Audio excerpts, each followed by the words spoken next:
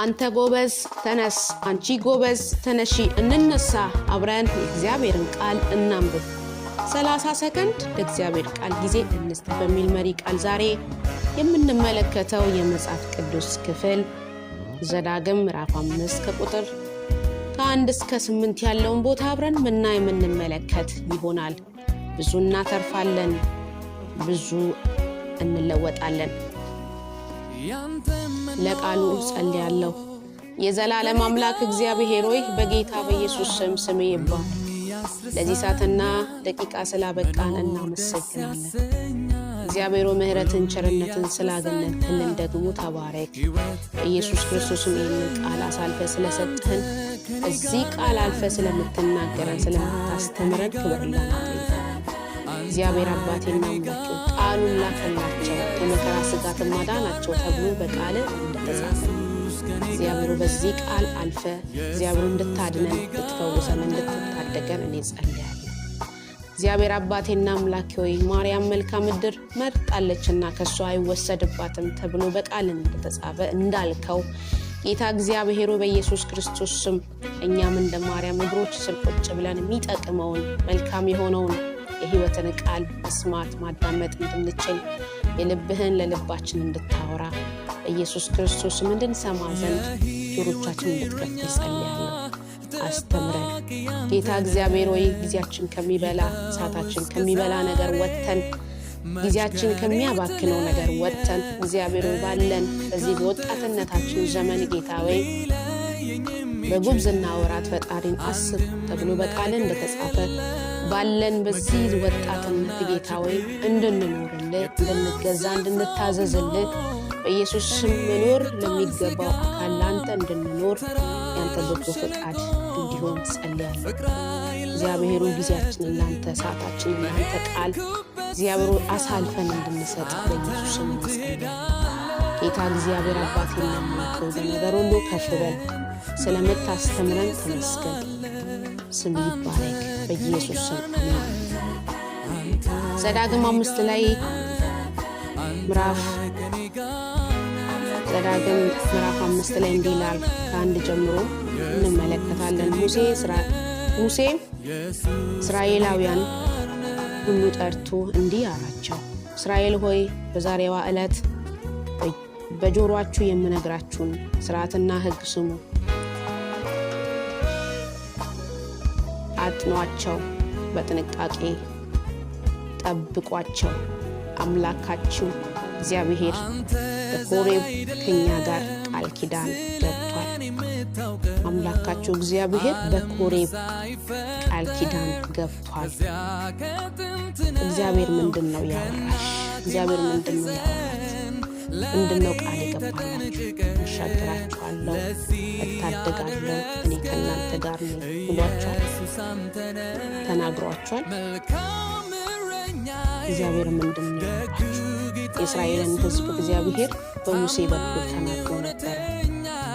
ባለመታዘዛቸው ምክንያት፣ ሕጉን ባለመፈጸማቸው ምክንያት፣ ስርዓቱን ባለመፈጸማቸው ምክንያት ለብዙ ነገር እንደተዳረጉ እንመለከታለን።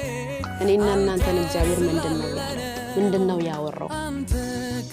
ምንድነው ያወራው? ምንድነው የተናገረው?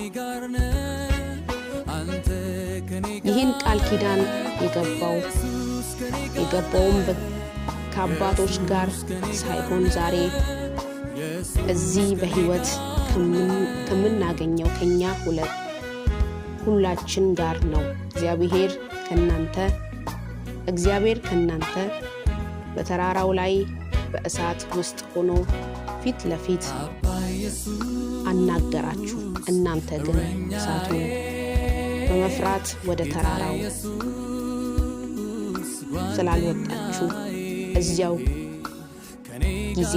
በዚያው ጊዜ እግዚአብሔር ቃል ለእናንተ ተነግራችኋለሁ ዘንድ እኔ በእግዚአብሔርና በእሳት መካከል ቆምኩ። እርሱም እንዲህ አለ፣ ከባርነት ምድር ከግብፅ ያወጣው አምላክ እግዚአብሔር እኔ ነኝ ይላል። ከባርነት ምድር ከግብጽ ያወጣው አምላክ እግዚአብሔር እኔ ነኝ ይላል። ከኔ በቀር ሌሎች አማልክት አይኑሩ። በላይ በሰማይ በታች በምድር ላይ ባለው ወይም ከምድር በታች ውሃ ውስጥ በሚኖር በማንኛውም አይነት ምስል ለራስ ጣዖት አታበጅ። እኔ አምላክ እግዚአብሔር የሚጠሉኝን ስለ አባቶቹ ኃጢአት እስከ 3 እና እስከ 4 ትውልድ ድረስ ልጆቹን የምቀባ ቀናተኛ አምላክ ነኝና። ክብር ለጌታ ለኢየሱስ ይሁን። ከባርነት ምድር ከጨለማ ከእሳት ከመከራ ያወጣዋችሁ እኔ ነኝ። ከግብፃውያን እጅ ያስመለጥኳችሁ እኔ ነኝ። ከለቅሶ ከዋይታ ያስመለጥኳችሁ እኔ ነኝ። እግዚአብሔር በሙሴ በኩል እስራኤላውያን ይናገራቸው አድምጡ፣ ሕግ ፈጽሙ ሲል ነበረ። ከባርነት ምድር ከግብጽ ያወጣዋችሁ አምላክ እግዚአብሔር እኔ ነኝ። ዛሬ ስንቶቻችሁ ናችሁ እግዚአብሔር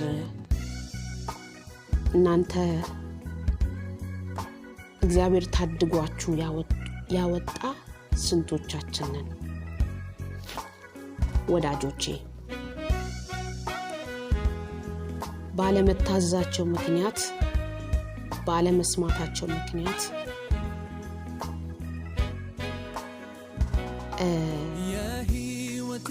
ከባርነት ከግብጽ ያወጣዋችሁ አምላክ እኔ ነኝ። ከኔ በቀር አምላክ ማንም የለም፣ ሊኖርም አይችልም።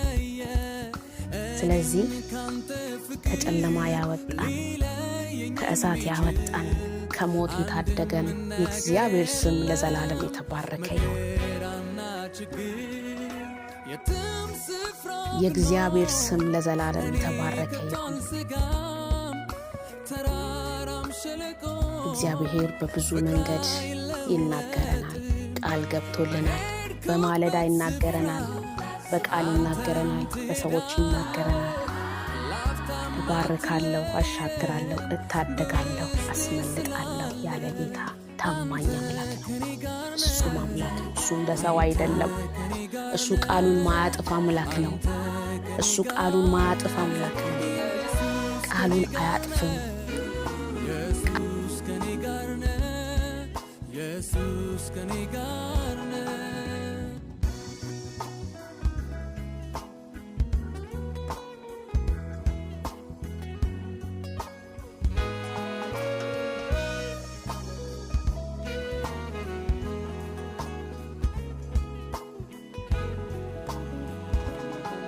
አንተ ዛሬ አይደለም ስለኔ የምታውቀው ዓለም ሳይፈጠር ከዚያ ከጥንት ነው። ከእናቴ ማህፀን ለኔ ተጠንቅቀ ለዚህ ያደረስከኝ ኢየሱስ አንተነ። መልካም እረኛዬ ደግ ጌታ ኢየሱስ ታማኝ እውነተኛ አንተን ነው ያየሁት። ስለ ሁሉ ነገር አመሰግናለሁ። በሕይወት መኖሬ አንተ ስላለ ነው። አንተ ከኔ ጋር ነህ። አንተ ከኔ ጋር ነህ። አንተ ከኔ ጋር ነህ። ኢየሱስ ከኔ ጋር ነህ። ኢየሱስ ከኔ ጋር ነህ። ኢየሱስ ከኔ ጋር ነህ።